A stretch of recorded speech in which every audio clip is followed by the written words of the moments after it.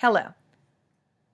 In this video, I'm going to show you how to share your Google document in the e-learning system Schoology that my school uses. So here we go. I've already logged into my Schoology account, and the one thing that the teachers at my school have been needing and wanting is an ability to share a document across their courses. We do lesson plans, and we always make those available to our students. We call it a weekly overview. And one of the problems we found with the e-learning system Schoology is that you had to make the edit in all of your courses, even if it was the same thing that you needed, such as your lesson plans. If something is going on in first period, it's likely to happen the same way in second period, and so on and so forth. So one way that we figured we could solve this problem is through using the Google documents, because of the fact that they are living dynamic documents rather than static. So if you remember from the previous video, I had copied the link to my document. We can go back there and look at it again. I had made my something document for my demo, and I had pressed on my sharing button, and I had copied using my keyboard commands my link. I had checked that my access settings were set appropriately. Anyone who has the link can view. So that's exactly what I want. So I've got that copied in my clipboard, and now I'm going to add materials, and I'm going to add this link. Now we're just going to pretend, and I'm going to undo this as soon as I stop the screen recording, that this is my October lesson plans.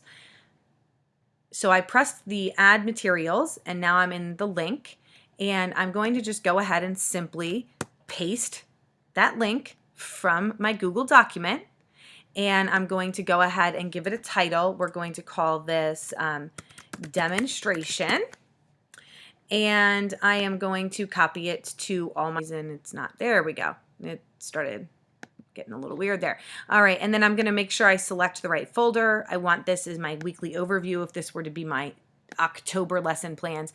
And I would go ahead and click on all my classes to make sure that they all received it, paying careful attention to that folder button. I don't want to have to move it later. That would defeat the whole purpose.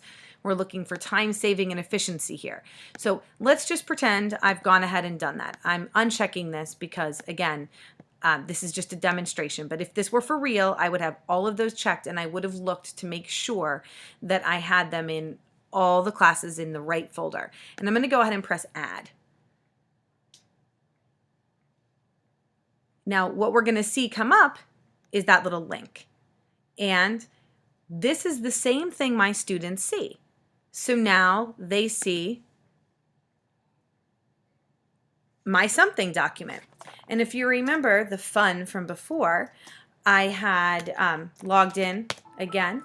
So I'm going to look at this document from another computer, and I'm logged in on this other computer here next to me. And there I go. I'm adding more content. All my students need is the link. You should think of it like a phone number. The link is like a phone number. Once you give somebody the phone number, they can call you up anytime. Once you give somebody the link, they can access the material anytime. It's the same idea. And you'll also notice, because I'm logged in twice, there's these other logins up here, the anonymous chupacabra and the anonymous nyan cat, which is very interesting. And like I said, Google has quite the sense of humor, so they come up with some very interesting anonymous creatures. But hopefully this was helpful. So if these really were my October lesson plans, I would be creating, I like a table, so I would be inserting a table. And basically all the features are almost exactly the same as what you would expect in Microsoft Word. I hope this was helpful. Contact me with any additional questions or any other ideas for videos that I can create to help out. Have a great day.